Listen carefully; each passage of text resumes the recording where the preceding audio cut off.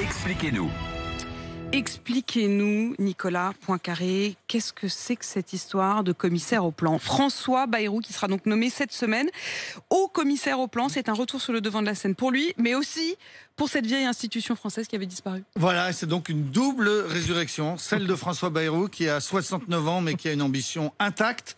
Il a été un des acteurs clés de l'élection d'Emmanuel Macron en 2017. Il a été son éphémère garde des Sceaux avant d'être empêché par une mise en examen dans l'affaire des assistants parlementaires. Depuis, il rongeait son frein dans sa mairie de Pau. La solution a donc été trouvée cet été. Il ne peut pas être ministre, donc le voici haut commissaire au plan. Est-ce que c'est un poste important? Alors ça dépend exactement de ce qu'il en fera. Le premier haut commissaire au plan, qui s'appelait Jean Monnet, qui ensuite a été le père de l'Europe, disait c'est un poste indéfinissable. François Mitterrand lui attachait beaucoup d'importance. Il disait qu'un pays qui réfléchit à son avenir est un pays qui a de l'avance sur les autres. Et c'est bien ce qu'imagine François Bayrou. Il se voit comme une sorte de futur ministre de l'avenir, voire de Premier ministre bis. Il s'est battu pour être attaché directement à l'Élysée, ne pas dépendre de Jean Castex. Ministre de l'avenir. Pourtant, il est très proche de Jean Castex. L'autre résurrection, c'est donc celle du commissariat au plan, une institution très gaulliste. Voilà, ou comment faire du neuf, donc avec du vieux. On utilise une recette de 1946 en espérant que ça fonctionnera en 2020. L'idée est née au printemps dernier, lorsque la France était totalement en panne à cause du confinement. L'économie était à l'arrêt, on ne savait pas où on allait.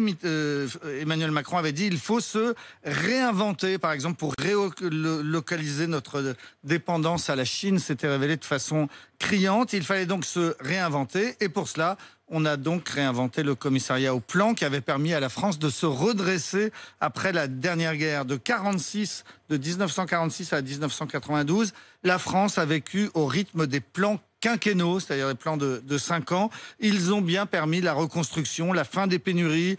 Ils ont accompagné la construction des grands hôpitaux dont on profite encore, la création des villes nouvelles. Le 3e plan a développé l'aéronautique. On lui doit les chasseurs Mirage, les hélicoptères Gazelle, les fameuses Caravelles. Le 4e plan, en 1960, prévoyait qu'on passe de 48 km d'autoroute à 500 km. C'était donc 10 fois plus. Aujourd'hui, on est à 12 000. Les plans ont aussi accompagné l'installation des lignes de téléphone. Vous savez, on disait que la France entière attendait sa ligne de téléphone, sauf ceux qui avaient déjà le téléphone et qui, eux, attendaient la tonalité.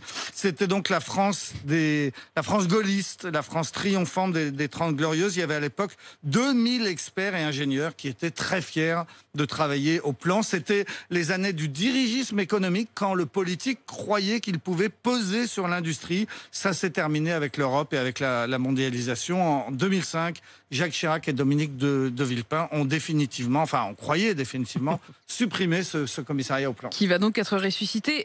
Mais si on va encore plus loin, c'est pas la planification. Enfin, la planification, c'est pas juste nous, en France, fermés dans notre hexagone. C'est pas que De Gaulle. Non, l'inventeur de la planification, c'est Staline, Joseph Staline.